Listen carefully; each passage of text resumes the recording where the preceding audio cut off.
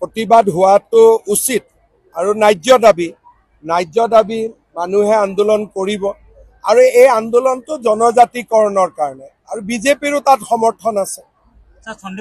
আমাৰ দলৰ সদস্য সকলো আন্দোলনত আহিব। আমিতো এই আন্দোলনত বিজেপিও জড়িত আছে। আপোনালোকে টিভিত চাব, মইতো শুনা নাই, মইতো মিটিঙতে আছিলো। আপোনালোকে প্ৰতিবাদ হোৱাটো উচিত আৰু ন্যায্য দাবী মানুহে আন্দোলন কৰিব আৰু এই আন্দোলনটো জনজাতিকৰণৰ কাৰণে আৰু বিজেপিৰো তাত সমৰ্থন আছে। আমাৰ দলৰ সদস্য সকলো আন্দোলনত আহিব। আমিতো এই আন্দোলনত বিজেপিও জড়িত আছে। আপোনালোকে টিভিত চাব, মইতো শুনা নাই, মইতো মিটিঙতে আছিলো।